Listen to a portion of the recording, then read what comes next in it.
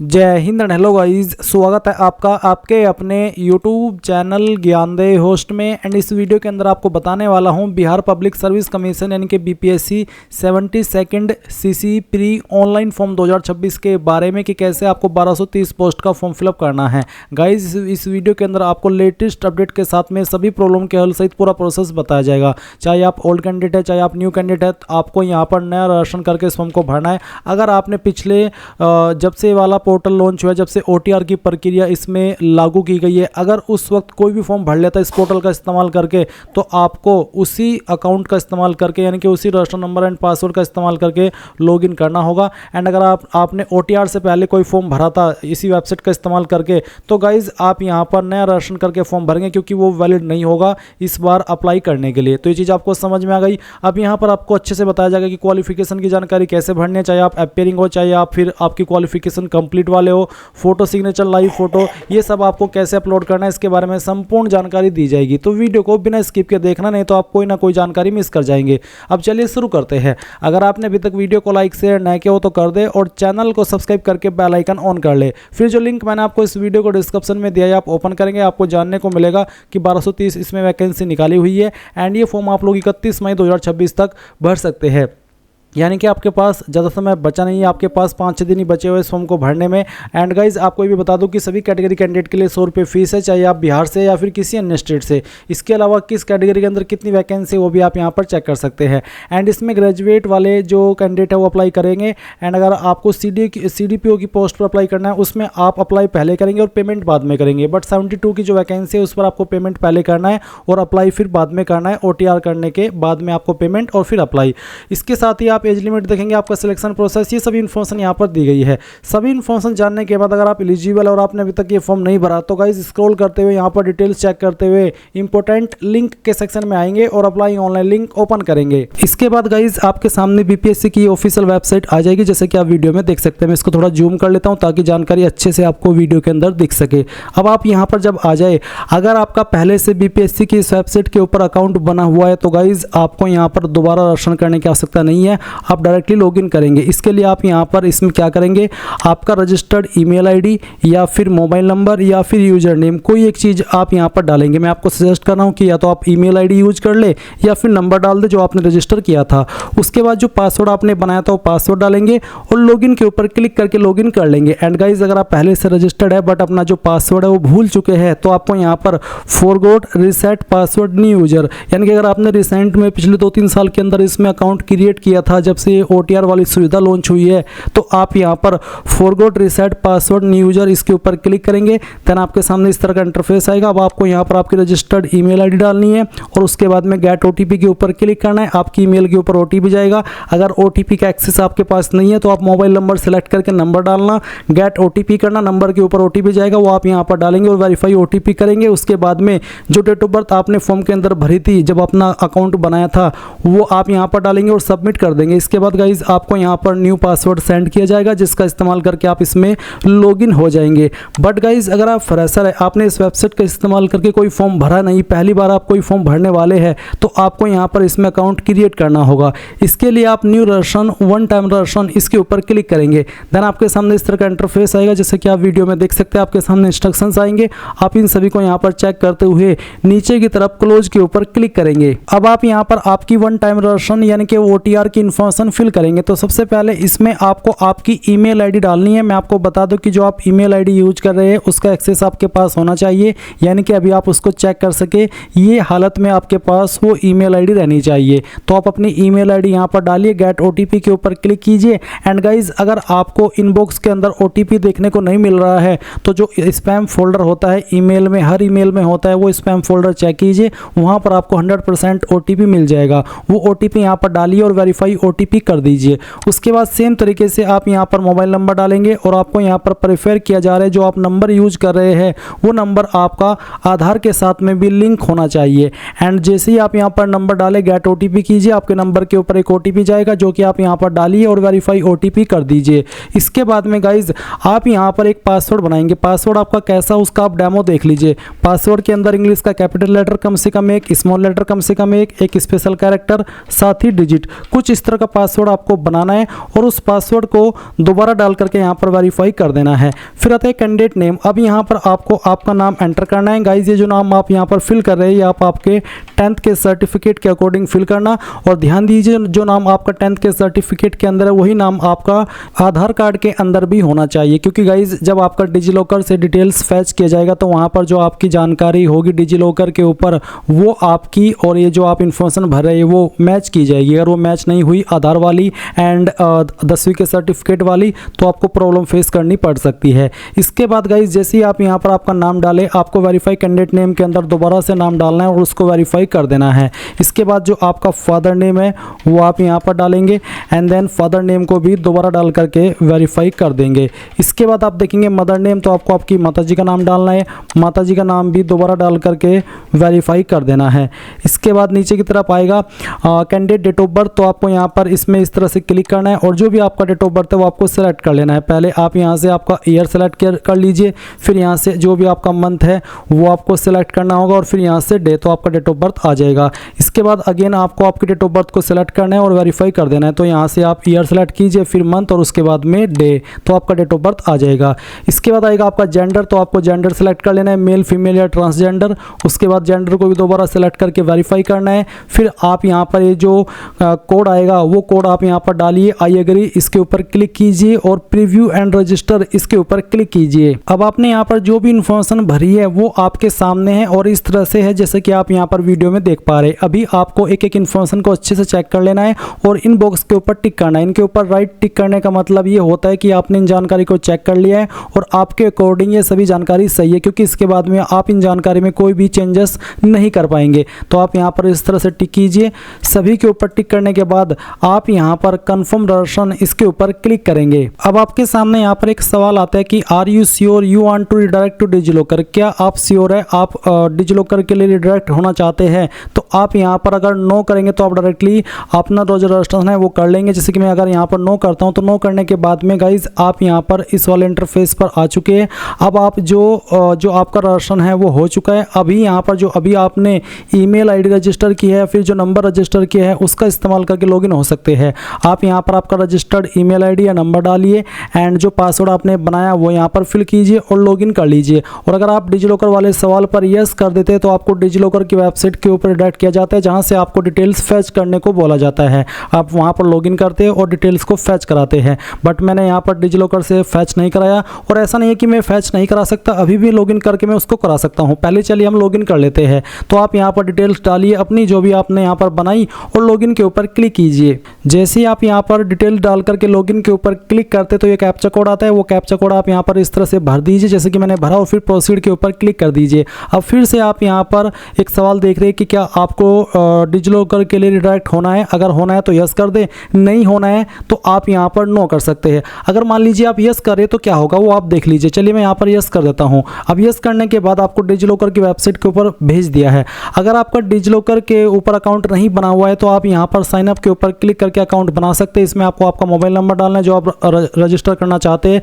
मैं आपको सजेस्ट करूँगा आप यहाँ पर वही नंबर यूज कीजिए जो आधार कार्ड के साथ में लिंक हो और जो आपने अभी OTR करते समय यूज किया है। और फिर जनरेट OTP के ऊपर क्लिक कीजिए, आपको OTP सेंड किया जाएगा। वो OTP आप यहाँ पर डाल देना, फिर अपना फुल नेम डालना जो अभी आपने फॉर्म के अंदर भरा और जो आपका 10th के सर्टिफिकेट में और आधार में भी है। उसके बाद डेट ऑफ बर्थ सेलेक्ट करेंगे, जेंडर सेलेक्ट करेंगे, एक यूजर नेम बनाएंगे, पिन डालेंगे जिसके माध्यम से आप लॉगिन होना चाहते हैं, पिन को दोबारा डालेंगे और फिर ये I consent to terms of use इसके ऊपर टिक करके वेरीफाई कर देंगे। देन आपका डिजिलॉकर अकाउंट बन जाएगा। उसके बाद यहाँ पर आप इसमें अपना जो अकाउंट है वो लॉगिन करेंगे। चलिए यहाँ पर आप इसमें लॉगिन हो जाइए। इसके बाद गाइज जो नंबर आपका डिजिलॉकर अकाउंट पर आपने रजिस्टर किया है उसके ऊपर एक OTP जाएगा, वो आप यहाँ पर डालिए और साइन इन इसके ऊपर क्लिक कीजिए।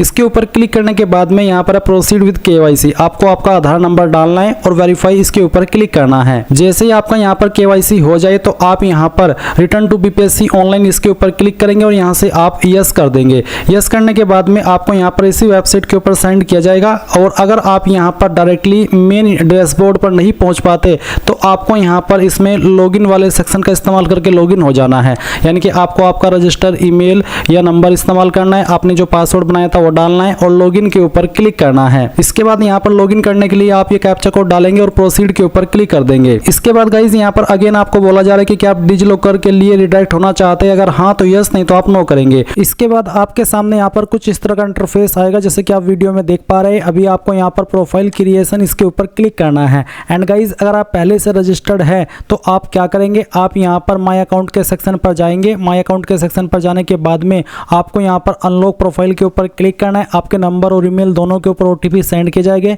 जैसे ही आप दोनों ओटीपी डाल करके आगे बढ़ेंगे तो आपकी जो प्रोफाइल क्रिएशन का सेक्शन है वो एक्टिव हो जाएगा और आप जो इन्फॉर्मेशन एडिट करना चाहे वो इन्फॉर्मेशन आप आराम से एडिट कर सकते हैं। बट आप तो फ्रेशर हैं इसलिए आपके सामने यहाँ पर प्रोफाइल क्रिएशन का सेक्शन आ रहा है। अब यहाँ पर गाइज जैसे कि आपने नाम भरा पर्सनल डिटेल में, अब आपको आपका नाम हिंदी के अंदर यहाँ पर फिल करना है। तो यहाँ जो भी आपका नाम है हिंदी के अंदर वो आप यहाँ पर इस तरह से फिल कर दीजिए जैसे कि मैं आपको यहाँ पर फिल करके दिखा रहा हूँ। उसके बाद आप यहाँ पर क्या करेंगे, आपको यहाँ पर मैरिटल स्टेटस सेलेक्ट करना होगा, मैरिड हो, अनमैरिड हो या अदर्स, जो भी आपका स्टेटस है वो आप यहाँ पर सेलेक्ट कर लीजिए। फिर जो भी आपने स्टेटस सेलेक्ट किया उसको दोबारा सेलेक्ट करके वेरीफाई कर लीजिए। आईडी टाइप में आप यहाँ पर कोई एक आईडी सेलेक्ट कर लीजिए जो भी आपके पास इनमें से आईडी है, जैसे कि यहाँ पर आधार कार्ड है, पैन कार्ड है, ड्राइविंग लाइसेंस है, इनमें से कोई एक आईडी आपके पास होनी ही चाहिए। तो जो भी आईडी आपने सेलेक्ट की है वो सेलेक्ट करने के बाद में आप यहाँ पर वो आईडी का नंबर 1.10 के अंदर फिल कर देंगे, ये जो सेक्शन है। साथ ही गाइज आप देखेंगे 1.11 बॉडी आइडेंटिफिकेशन मार्क, आपकी बॉडी के ऊपर ऐसा निशान जिससे आपकी बॉडी की पहचान होती है। ये निशान आपकी बॉडी के ऊपर कहीं पर भी हो सकता है जैसे कि जलने का, कटने का, कोई बर्थ मार्क, आप उस निशान के बारे में यहाँ पर लिख देना। अगर कोई निशान न हो, बिल्कुल बॉडी क्लीन हो तो आप यहाँ पर नो मार्क लिख सकते हैं। उसके बाद 1.11.1 have you ever changed your name, क्या आपने कभी आपका नाम बदला है, अगर हाँ तो यस, नहीं तो आप नो करेंगे। उसके बाद यहाँ पर एक पॉइंट और है 1.12 के रूप में कि are you a citizen of India, क्या भारत के नागरिक है, तो आप इसमें यस कर दीजिए। फिर यहाँ पर आपके सामने एक सवाल है, क्या आप और आपके पिता बिहार के स्थायी यानी कि मूल निवासी है, अगर है तो यस कर देंगे, नहीं है तो नो करेंगे। फिर उसके बाद में यहाँ पर आपको पूछा है कि सत्यापित करें यानी कि इस आंसर को आपको दोबारा से देना है, तो आप दोबारा से फिर से इसमें यस कर देना, अगर नहीं है तो आप नो कर सकते हैं। और नो करने पर जो बिहार के अलावा अन्य स्टेट से फॉर्म को भरेंगे उनको जनरल कैटेगरी के अंदर काउंट किया जाएगा। अगर मैं यहाँ पर नो कर देता हूँ तो कोई अतिरिक्त ऑप्शन नहीं आता और यस करता हूँ तो भी यहाँ पर कोई अतिरिक्त ऑप्शन अभी के लिए नहीं आ रहा है। हाँ आ रहा है, जो कि है, माफ़ी चाहता हूँ, रेसिडेंस सर्टिफिकेट का, यानी कि आपको आपकी कास्ट सर्टिफिकेट की जानकारी देनी है और ये जो बिहार के कैंडिडेट हैं उन्हीं को देनी है। तो जो भी आपका निवास प्रमाण पत्र है उसका जो सर्टिफिकेट नंबर है वो आप यहाँ पर डाल देंगे और कब ये सर्टिफिकेट इशू हुआ है वो डेट भी आप यहाँ पर इस तरह से सिलेक्ट कर लेंगे। फिर यहाँ पर नीचे आती है कास्ट कैटेगरी डिटेल, तो आपसे पूछे कि do you belong to reserved category, क्या आप रिजर्व्ड कैटेगरी से बिलोंग करते हैं, अगर हाँ तो यस कर देंगे। यस करने पर फिर आपको बतानी होगी कि आपकी इनमें से रिजर्व्ड कैटेगरी कौन सी, जैसे कि EWS, SC, ST, EBC, BC जो भी है वो आप यहाँ पर सिलेक्ट कर लेना। फिर उस कैटेगरी को दोबारा सेलेक्ट करके वेरीफाई कर लेना। उसके बाद में सिलेक्ट कास्ट नेम, अब आपकी इनमें से कौन सी कास्ट है वो कास्ट आपको यहाँ पर सेलेक्ट कर लेनी है। उसके बाद में यहाँ पर आप देखेंगे NCL सर्टिफिकेट नंबर, यानी कि जो आपका कास्ट सर्टिफिकेट नंबर है वो आपको यहाँ पर देना है और ये भी आपका बिहार स्टेट के द्वारा जारी होना चाहिए। अब चलिए कास्ट सर्टिफिकेट से संबंधित कुछ जानकारी मैं आपको देता हूँ कि आपको कास्ट सर्टिफिकेट की इन्फॉर्मेशन कैसे फिल करनी है। मेरे पास जो कास्ट सर्टिफिकेट है ये यूपी स्टेट के द्वारा जारी हुआ है और कुछ इसी तरह का आपका जो बिहार स्टेट का है वो भी जारी हुआ होगा। तो आपको क्या करना है, कहाँ से क्या जानकारी समझनी है वो आपको यहाँ पर देख लेना है। तो इस तरह का आपका सर्टिफिकेट होगा। ये जाति प्रमाण पत्र है, इसमें कहाँ पर क्या जानकारी लिखी है मैं आपको बताता हूँ। ये यहाँ पर सर्टिफिकेट नंबर मांगा है, तो जो आपका प्रमाण पत्र क्रमांक होता है यही आपका सर्टिफिकेट होता है, सर्टिफिकेट नंबर होता है, वो आप यहाँ पर डाल देना। इशू डेट भी आपको यहाँ पर जारी दिनांक के सामने देखने को मिल जाती है, तो जो भी आपकी जारी दिनांक है वो आप यहाँ पर इसमें इस तरह से सिलेक्ट कर लेना। उसके बाद में आप यहाँ पर नीचे की तरफ देखेंगे सर्टिफिकेट इश्यूड बाय, किसके द्वारा सर्टिफिकेट जारी हुआ है, CO, RO, SDM या FDM, इनमें से जिसके द्वारा भी जारी हुआ है वही आप यहाँ पर सिलेक्ट कर लीजिए। उसके बाद एक और सवाल है कि क्या आप एक ग्रैंडसन या फिर ग्रैंड डॉटर है फ्रीडम फाइटर के, अगर हाँ तो यस, नहीं तो आपको नो करना है। उसके बाद फिजिकल मेजरमेंट की जानकारी देनी होगी, आपकी हाइट सेंटीमीटर के अंदर कितनी है वो आपको यहाँ पर लिख देना है। आपका वेट किलोग्राम के अंदर कितना है वो आपको यहाँ पर लिख देना है। आपकी चेस्ट सेंटीमीटर के अंदर कितनी है वो आपको यहाँ पर लिखनी है। ये आपको लिखनी है बिना फुलाए, और फुला करके कितनी हो जाती है वो लिखनी है आपको यहाँ पर इस सेक्शन के अंदर, जो कि आपको यहाँ पर मैंने फिल करके दिखाया है। इसके बाद यहाँ पर दिव्यांगता संबंधी जानकारी है, तो आपसे पूछेगी कि आप दिव्यांग हैं, अगर हाँ तो यस, नहीं तो आप नो करेंगे। उसके बाद में स्पोर्ट्स डिटेल में पूछेगी कि आप एक मेधावी खिलाड़ी है, अगर है तो यस करके आपको आगे चल करके उसकी जानकारी देनी पड़ सकती है, अगर नहीं है तो आप यहाँ पर सिंपली नो कर दीजिए। फिर क्या आप एक भूतपूर्व सैनिक है जो कि आर्मी, नेवी, एयरफोर्स के है, तो ही आप इसमें यस कर सकते हैं, अगर है तो यस, नहीं तो आप नो करेंगे। फिर पूछेगी कि आप एक एनसीसी कैडेट है, अगर है तो आपको यस करना है, नहीं तो नो करेंगे। फिर सरकारी कर्मचारी होने संबंधी विवरण, क्या आप बिहार सरकार के कर्मचारी है, अगर है तो यस, नहीं तो यहाँ पर भी आपको नो करना है। इसके बाद आप सेव के ऊपर क्लिक करके इन सभी जानकारी को सेव कर देंगे। अब आपके सामने यहाँ पर स्टेप 2 आ जाएगा एड्रेस इन्फॉर्मेशन का। तो यहाँ पर पहले आपको जो आपका फादर परमानेंट एड्रेस है, यानी कि पिता का स्थायी पता है, वो देना है। तो जो भी आपका पिता का परमानेंट एड्रेस है वो आप यहाँ पर लाइन 1, 2, 3 के अंदर डाल दीजिए। थोड़ा थोड़ा पार्ट आपके एड्रेस का इन तीनों लाइन के अंदर फिल कर देना। अपनी जो भी स्टेट है वो आपको यहाँ पर इस तरह से सिलेक्ट कर लेनी है। फिर जो आपकी डिस्ट्रिक्ट है वो आप सिलेक्ट कर लेंगे। आपका पिन कोड क्या है वो भी आप डाल देंगे। नीचे है कोरेस्पोंडेंस एड्रेस, यानी कि प्रेजेंट एड्रेस। तो गाइज अगर आपका जो पिता का परमानेंट एड्रेस है वही आपका प्रेजेंट एड्रेस भी है, तो आप यहाँ पर सेम एज अबो इसको टिक कर देना। अगर ये एड्रेस अलग अलग है तो आप यहाँ पर अनटिक करके अलग से अपना प्रेजेंट एड्रेस फिल कर देना, और उसके बाद सेव के ऊपर क्लिक कर देना। नाउ आपके सामने यहाँ पर जो स्टेप 3 है अदर इन्फॉर्मेशन का, ये भी एक्टिव हो चुका है। अब इसमें यहाँ पर कुछ सवालों के आपको आंसर करने हैं, तो आपको एक एक सवाल पढ़ना है, और जो चीज़ आपके ऊपर लागू है उसमें यस करना है, जो लागू नहीं है उसमें नो करना है। जैसे कि सवाल है, क्या आपके विरुद्ध किसी न्यायालय में कोई अभियोजन लंबित है, यानी कि कोई केस पेंडिंग है, अगर है तो यस कर देना, नहीं तो आप नो कर देंगे। फिर क्या बार काउंसिल या मेडिकल काउंसिल या एसोसिएशन या अन्य व्यावसायिक संस्थान द्वारा अनुशासनात्मक या इसी तरह की कोई अन्य कार्रवाई शुरू की गई है आपके अगेंस्ट, अगर हाँ तो यस, नहीं तो आप नो करेंगे। क्या आपके विरुद्ध सरकारी अर्ध सरकारी संगठनों द्वारा कोई अनुशासनात्मक कार्रवाई शुरू की गई है, अगर हाँ तो यस, नहीं तो यहाँ पर भी नो करना है। क्या आपके खिलाफ कोई कोर्ट केस दायर किया गया था, अगर हाँ तो यस, नहीं तो यहाँ पर भी नो करना है। फिर क्या आपको निकाला गया यूपीएससी, बीपीएससी या फिर किसी भी अन्य स्टेट का पब्लिक सर्विस कमीशन के द्वारा, अगर हाँ तो यस, नहीं तो आपको नो कर देना है। फिर कुछ और सवाल है, जैसे कि यहाँ पर पुरस्कार, पदक, छात्रवृत्ति आदि की डिटेल्स, अगर आपने स्पोर्ट्स कोटा वाले ऑप्शन में यस किया था तो आपको यहाँ पर अपने स्पोर्ट्स की इन्फॉर्मेशन देनी होगी, एंड अगर आपने उसमें नो किया था तो आपके सामने ऑप्शन एक्टिव नहीं होगा। अब एक और सवाल है कि केवल टीआरई फिजिकल एजुकेशन अभ्यर्थियों के लिए ये ऑप्शन एक्टिव रहेगा, तो बेसिकली अब आपको इसमें कुछ नहीं करना है, यहाँ से सिंपली सेव कर दीजिए। ये इन्फॉर्मेशन सेव होने के बाद आप स्टेप 4 क्वालिफिकेशन इन्फॉर्मेशन के सेक्शन पर क्लिक करेंगे। अब गाइज सबसे पहले आपको यहाँ पर इसमें 10वीं की इन्फॉर्मेशन भरनी है, तो आप 10th मैट्रिक सेलेक्ट कर लेंगे, एंड देन का क्वालिफिकेशन, नेम ऑफ क्वालिफिकेशन 4.2 में 10th मैट्रिक सेलेक्ट कर लेंगे। 4.3 यहाँ पर है सब्जेक्ट ब्रांच, तो ये इसके ऊपर एप्लीकेबल नहीं है, इसके लिए इनएक्टिव है। अब आपको स्टेट बतानी है कि कौन सी स्टेट से आपने आपकी 10वीं पास की है, तो जिस भी स्टेट से की है उस स्टेट का नाम आपको यहाँ पर सेलेक्ट कर लेना है। कौन से बोर्ड के द्वारा किया वो बोर्ड सेलेक्ट कर लेना है। अगर आपका जैसे कि मैंने यूपी सेलेक्ट किया तो यूपी का जो स्टेट बोर्ड है वो यूपी बोर्ड कहेगा। इसी प्रकार से अगर आपका बोर्ड यहाँ पर है, जैसे कि बीएसईबी भी है, जो बिहार से है तो वो यहाँ पर बीएसईबी सेलेक्ट कर लेंगे। अगर सीबीएसई से किए तो सीबीएसई। तो बेसिकली कहने का ये मतलब है कि जो भी आपका बोर्ड है वो बोर्ड आप सेलेक्ट कर लेना। फिर क्वालिफिकेशन स्टेटस में आप पास, क्वालिफाई सेलेक्ट कर लेंगे। डेट ऑफ क्वालिफिकेशन कंप्लीशन, यानी कि कब आपने क्वालिफिकेशन पास कर ली थी, जो आपका 10th का सर्टिफिकेट है वो उठाइए, और उसके ऊपर जो डेट है पासिंग वाली वो आपको यहाँ पर इसमें सेलेक्ट कर लेनी है इस तरह से। उसके बाद देखेंगे एक्स्ट्रा अटैम्प्ट, अगर कोई दिया था तो ठीक है, नहीं तो आप यहाँ पर इसमें 0 लिख देना, क्योंकि कोई एक्स्ट्रा अटैम्प्ट हमने नहीं दिया। उसके बाद ऑब्टेन्ड मार्क्स, तो कितने नंबर आपको आए थे वो यहाँ पर डाल देंगे, कितने में से आए थे वो आप टोटल मार्क्स के अंदर डाल देंगे। एंड गाइज अगर आपके नंबर सीजीपीए के अंदर है तो आप यहाँ पर ऑब्टेन्ड मार्क्स में अपनी सीजीपीए डालेंगे जो आपको प्राप्त हुई थी, और यहाँ पर टोटल मार्क्स सीजीपीए में वो डालने जिसमें से आपको आई थी। उसके बाद परसेंटेज कितनी है वो आप यहाँ पर डाल देंगे। नंबर ऑफ एकेडमिक मंथ, तो इसमें गाइज बेसिकली 10वीं को 12 मंथ में काउंट किया जाता है, तो आप यहाँ पर 12 सेलेक्ट कर लेना। क्लास ग्रेड क्या थी, फर्स्ट डिवीजन पास, सेकंड, वो आप यहाँ पर सेलेक्ट कर लेंगे। मोड क्या था, डिस्टेंस, कोरेस्पोंडेंस या फिर ट्रेडिशनल, रेगुलर, तो रेगुलर थी, मैंने रेगुलर सेलेक्ट कर लिया। इसके बाद यहाँ पर कोई एक और नंबर है 4.17 सीट रोल नंबर, तो 10वीं का जो भी रोल नंबर था वो आप यहाँ पर डाल दीजिए। उसके बाद में ईयर ऑफ पासिंग, किस साल के अंदर आपने पास कर ली थी वो साल आपको यहाँ पर सेलेक्ट कर लेना है। इसके बाद आप यहाँ पर ऐड के ऊपर क्लिक कर देंगे। ऐड के ऊपर क्लिक करने के बाद में ये जो इन्फॉर्मेशन है वो आपकी यहाँ पर इस तरह से ऐड हो जाएगी और यहाँ पर आ जाएगी। अब अगेन आपको यहाँ पर इसमें 12वीं की इन्फॉर्मेशन देनी है, तो आप यहाँ पर 12th इंटरमीडिएट सेलेक्ट कर लेंगे। इसके बाद नेम ऑफ क्वालिफिकेशन के अंदर इंटरमीडिएट को सिलेक्ट करेंगे। फिर यहाँ पर ब्रांच बताना है आर्ट्स, कॉमर्स, MCVC या फिर साइंस, जो भी है वो आप सिलेक्ट कर लेना। फिर अपनी स्टेट बताएंगे, जौन सी भी स्टेट से आपने आपकी जो 12वीं है वो पास की है। फिर अपना बोर्ड बताएंगे। उसके बाद में आपका क्वालिफिकेशन स्टेटस में पास क्वालिफाइड सेलेक्ट कर लेना। डेट ऑफ क्वालिफिकेशन कंप्लीशन यानी कि कब आपने इसको पास कर लिया था वो आपको यहाँ पर इस तरह से सिलेक्ट कर लेना है। एक्स्ट्रा अटैम्प्ट अगर कोई दी तो आप लिख दीजिए, नहीं तो आप 0 लिख देना, कोई एक्स्ट्रा अटैम्प्ट नहीं। फिर आपको बताना है आपकी CGPA या फिर आपके नंबर कितने आपको आए थे वो आप यहाँ पर एंटर करेंगे, कितने में से आए थे या फिर टोटल CGPA क्या थी वो आप यहाँ पर डाल देना 4.10 में। उसके बाद में गाइज परसेंटेज कितनी थी आपकी वो भी आप यहाँ पर एंटर करेंगे। मैं डेमो के लिए फिल करके दिखा रहा हूँ। उसके बाद एकेडमिक मंथ में आपको यहाँ पर 24 सेलेक्ट कर लेना, क्योंकि 10वीं के बाद में जो 12वीं होती है वो 24 मंथ में काउंट की जाती है।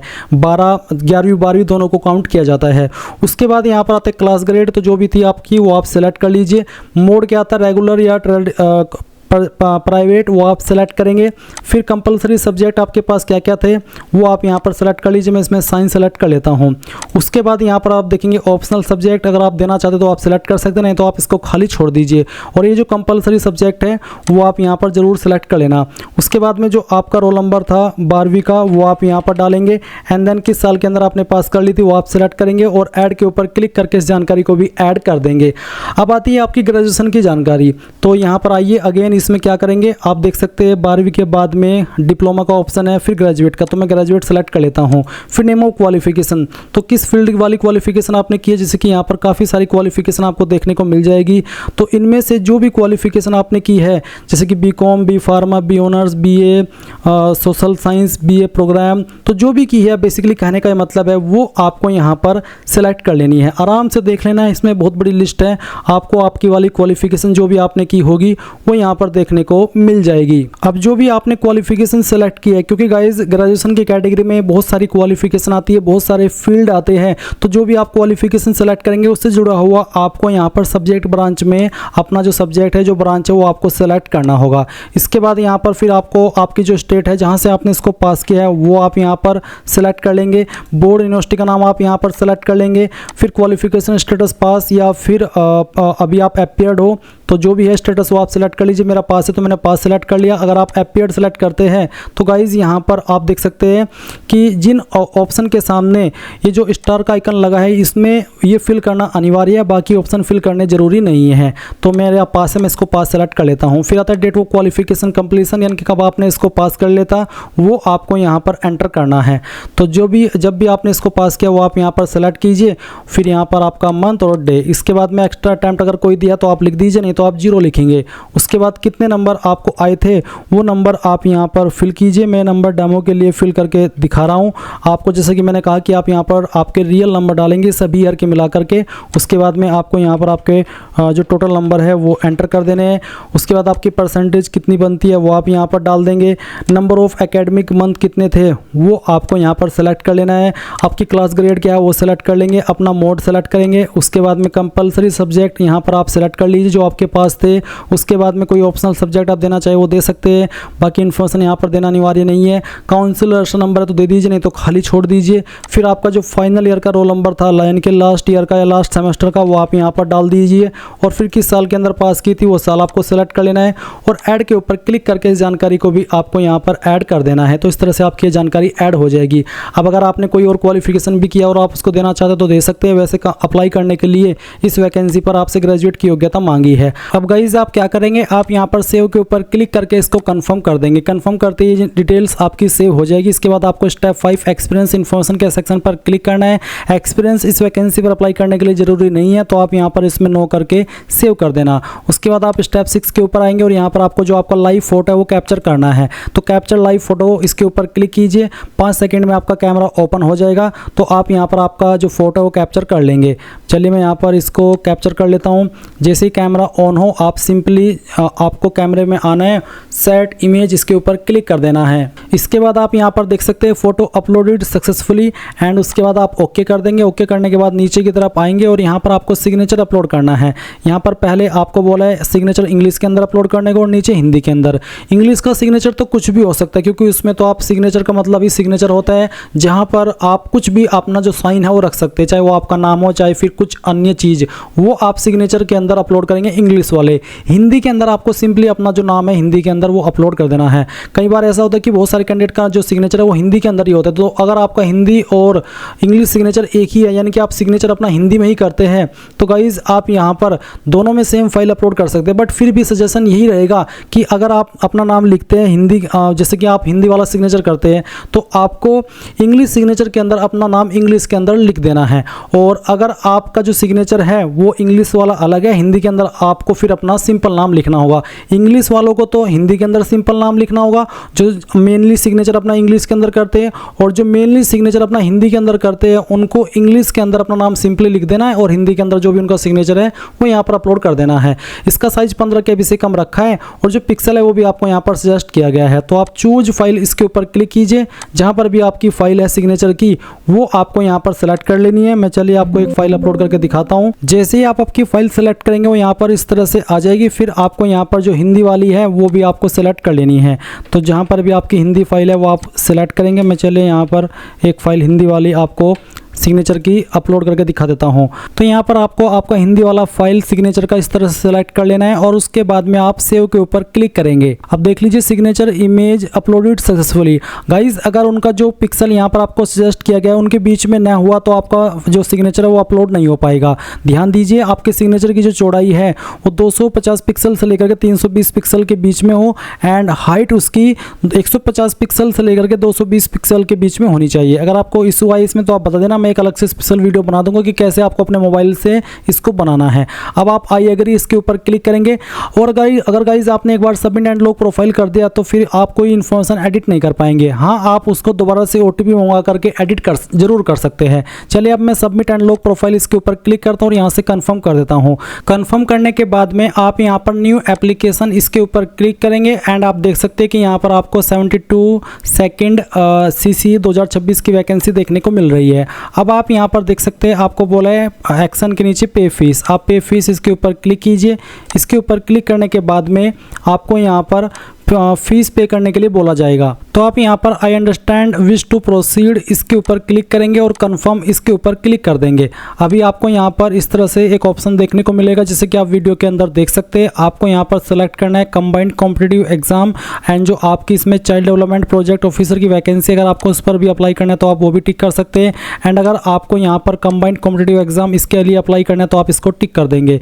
इसके बाद आप यहाँ पर देखेंगे पेमेंट का अमाउंट है, और आप इसको टिक कीजिए। SBI को सेलेक्ट कीजिए और प्रीव्यू इसके ऊपर क्लिक कीजिए। फिर आप कन्फर्म एंड पे इसके ऊपर क्लिक कीजिए। अब आपको यहाँ पर पेमेंट के पेज पर ट्रांसफर कर दिया है। आप आपकी फीस इनमें से जिस माध्यम का इस्तेमाल करके जमा करना चाहे कर सकते हैं। चलिए मैं यहाँ पर UPI सेलेक्ट करता हूँ, फिर UPI QR को सेलेक्ट कर लेता हूँ। उसके बाद में आप यहाँ पर पे फीस इसके ऊपर क्लिक करेंगे, पे नाउ के ऊपर। चलिए मैं पे नाउ कर देता हूँ।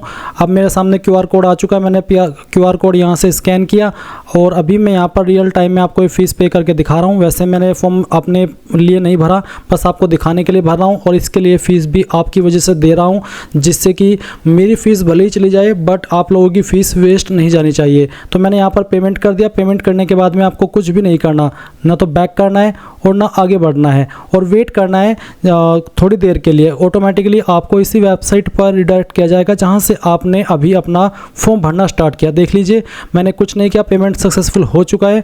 और उसके बाद में यहाँ पर अब क्या करेंगे, please press continue to go my account. तो आप यहाँ पर कंटिन्यू के ऊपर क्लिक कर दीजिए। कंटिन्यू के ऊपर क्लिक करने के बाद में आपको माई अकाउंट के जो सेक्शन है उसके ऊपर ट्रांसफ़र किया जाएगा। अगर इसमें भी आपको वक्त लगे तो थोड़ा सा वेट करना है, जल्दबाजी नहीं करनी है। अब गाइज यहाँ पर जैसे ही आपके सामने इस तरह से इंटरफेस आ जाए तो आपको न्यू एप्लीकेशन के ऊपर अगेन क्लिक करना है और अप्लाई के ऊपर क्लिक करना है। जैसे ही आप अप्लाई के ऊपर क्लिक करेंगे इस तरह से वैकेंसी आएगी, प्रोसीड फॉर एप्लीकेशन। अब आप इसके ऊपर क्लिक कर देना।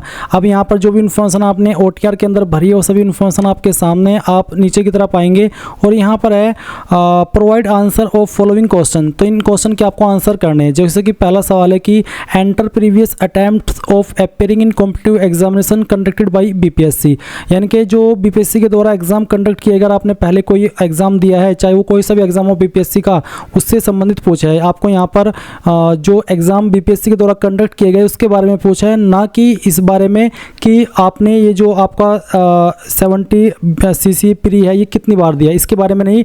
टोटल बीपीएससी के द्वारा जो एग्जाम कंडक्ट हुए वो आपने कितने अटैम्प्ट दिए हैं।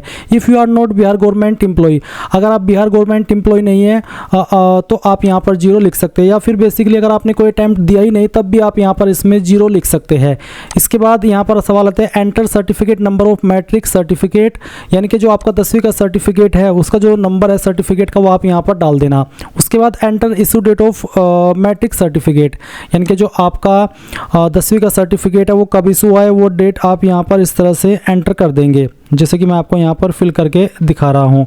इसके बाद आप देखेंगे enter certificate number of graduate passing certificate, जो आपका ग्रेजुएट पासिंग सर्टिफिकेट है उसका नंबर आप यहाँ पर डाल देना। फिर वो जो सर्टिफिकेट है वो आपका कब जारी हुआ है उसकी डेट भी आपको यहाँ पर इस तरह से एंटर कर देनी है, जैसे कि मैं आपको एंटर करके दिखा रहा हूँ। अब गाइज आप यहाँ पर देखेंगे enter full address of place where candidate stayed more than 6 month in last 3 year, यानी कि कैंडिडेट को यहाँ पर बताना है कि पिछले 6 महीने के अंदर अगर कोई कैंडिडेट 3 साल से ज़्यादा रहा है तो आपको यहाँ पर उस जगह का नाम, पूरा एड्रेस आपको देना होगा। चलिए जहाँ पर भी रहा है उसका नाम आप डाल दीजिए। अगर आप अपने घर पर ही रहते हैं तो आप यहाँ पर अपना एड्रेस ही डाल दीजिए, क्योंकि इसमें आपसे सिंपली पूछा है कि कैंडिडेट 3 साल से ज़्यादा जहाँ पर भी रहा है पिछले 6 महीने के अंदर उस जगह का नाम आपको देना होगा, बेसिकली पूरा एड्रेस भरना है। फिर enter from date of place where candidate stayed more than 6 month in last 3 year, यानी कि आपको यहाँ पर डेट बतानी है कि कौन सी डेट से आपने उस जगह पर रहना स्टार्ट किया था। अब अगर आप शुरुआत से ही अपने घर पर रहते हैं या फिर अगर आप कहीं पर और रह रहे हैं तो आपको पता ही होगी मैं वहां पर कब गया था, बट अगर आप अपना ही घर पर रह रहे हैं शुरुआत से लेकर अभी तक, तो गाइज जो भी आपके डेट ऑफ बर्थ है वही आप यहां पर इसमें एंटर कर देना। क्योंकि गाइज जैसे कि मैंने अभी आपको बताया कि आपसे यहाँ पर सिंपली ये पूछा जा रहा है कि जहाँ पर भी आप 3 साल से ज़्यादा रहे हैं उस जगह के बारे में जानकारी दीजिए, उसका एड्रेस दीजिए और फिर बताइए कि किस डेट में आपने वहाँ पर रहना स्टार्ट किया था।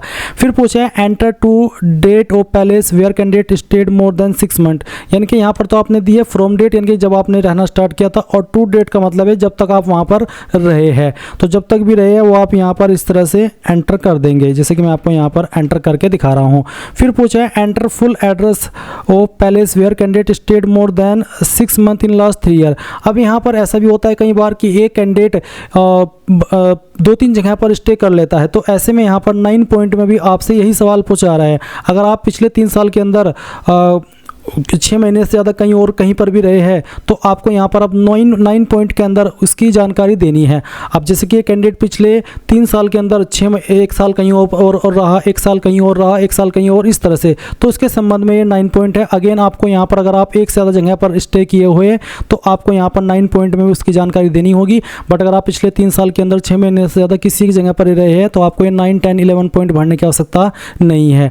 अब 12 पॉइंट आता है enter full address and name of 2 person who knows the candidate more than 6 month but not in relation, यानी कि आपको यहाँ पर उन 2 बंदों के नाम देने जो कि आपको 6 महीने से ज़्यादा हुए जानते हैं, यानी कि इतना टाइम हो गया कि उन्हें 6 महीने से आपको जान रहे हैं बट वो आपके रिलेशन में न हो। रिलेशन से मतलब है कि आपके रिश्तेदार ना हो, आपके दोस्त होने चाहिए। तो जो भी है वो आपको यहाँ पर इस तरह से एंटर कर देना है। और जैसे कि मैं आपको यहाँ पर एंटर करके दिखा रहा हूँ, आपको यहाँ पर फुल एड्रेस यानी कि उनका जो पूरा नाम है वो भी देना है। जैसे कि चलिए मैं यहाँ पर फिल करके दिखा रहा हूँ, विवेक कुमार। उसके बाद में जो भी उनका एड्रेस है वो आप यहाँ पर एंटर कर देना। पूरा एड्रेस बेसिकली जो भी उनका एड्रेस है, पहले आप एक का नाम लिखेंगे, फिर उसके बाद में आपको यहाँ पर दूसरा नाम लिख देना है। पहले 12 पॉइंट में एक बंदे का नाम लिख देना है और फिर 13 पॉइंट में दूसरे बंदे का भी नाम लिख देना है। उसके बाद आप अप्लाई इसके ऊपर क्लिक करेंगे। जैसे ही मैंने यहाँ पर अप्लाई के ऊपर क्लिक किया तो गाइज मेरे सामने यहाँ पर इस तरह का ऑप्शन आया जिसमें कि यहाँ पर है अपलोड डॉक्यूमेंट्स। तो मेरे डॉक्यूमेंट पहले से यहाँ पर अपलोड है, बट अगर आप प्री अपलोड करना चाहते तो वो भी कर सकते हैं। जैसे कि मैट्रिक सर्टिफिकेट आपको अपलोड करना होगा, यानी कि 10वीं का सर्टिफिकेट जिसका साइज 100 KB से कम रहना चाहिए। चाहिए। आप अगर पहले ही अपलोड किए हुए यानी कि आपका अकाउंट पहले से बना हुआ है तो आप यहाँ पर उसको व्यू कर सकते हैं, री अपलोड भी कर सकते हैं। तो क्या करेंगे, सिंपली री अपलोड इसके ऊपर क्लिक कीजिए या फिर आपको यहाँ पर अपलोड का ऑप्शन देखने को मिलेगा। तो जहाँ पर भी आपकी फाइल है वो आपको सेलेक्ट कर लेनी है और यहाँ पर अपलोड कर देना है। और फॉर्मेट पीडीएफ का रखा है, अगर इमेज में है तो आप उसको पीडीएफ में कैसे बनाएंगे जान ले। गूगल के अंदर आना, सर्च करना इमेज टू पीडीएफ और इसके बाद ये जो पहली वाली वेबसाइट आएगी आई लव पीडीएफ, इसको ओपन कर लेना। सेलेक्ट जेपीजी इमेज इसके ऊपर क्लिक करना, जहाँ पर भी आपकी फोटो फाइल है सेलेक्ट करना, ओपन करना और कन्वर्ट टू पीडीएफ के ऊपर क्लिक करके एक सिंगल क्लिक के अंदर इसको पीडीएफ के अंदर बना लेना और फिर यहाँ पर आपकी फाइल अपलोड कर देना। उसके बाद प्रूफ ऑफ कैटेगरी, अगर आप SC ST OBC है तो आपको कास्ट कैटेगरी सर्टिफिकेट अपलोड करना है। अगर आप बिहार के निवासी है तो आपको निवास प्रमाण पत्र भी अपलोड करना है। इसके बाद यहाँ पर अगेन आपको लाइव फोटो कैप्चर करना है, तो कैप्चर लाइव फोटो इसके ऊपर क्लिक कीजिए। इसके बाद गाइज आप यहाँ पर डिक्लेरेशन में नीचे आई एग्री के ऊपर क्लिक करेंगे और एंटर योर करंट प्लेस में जिस भी सिटी से आप है उस सिटी का नाम आप यहाँ पर डाल दीजिए। आपको आपका खुद का नाम नहीं डालना है, अपने छोटे मोटे जगह का नाम नहीं डालना है, अपनी सिटी का नाम डालना है। और उसके बाद सबमिट एप्लीकेशन इसके ऊपर क्लिक करेंगे। सबमिट एप्लीकेशन के ऊपर क्लिक करने के बाद your application is saved successfully, यानी कि आपका फॉर्म यहाँ पर सबमिट हो चुका है।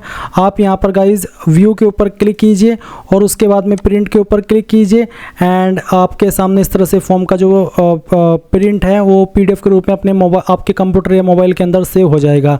एंड इस तरह से गाइज आप लोग BPSC 72nd ऑनलाइन फॉर्म 2026 भर पाएंगे। आई होप ये प्रोसेस आपको पसंद आया होगा। अगर अभी भी कोई सवाल डाउट रह गया हो इतनी जानकारी के बाद भी तो आप कमेंट के माध्यम से पूछ लेना। Thanks for watching. जय हिंद।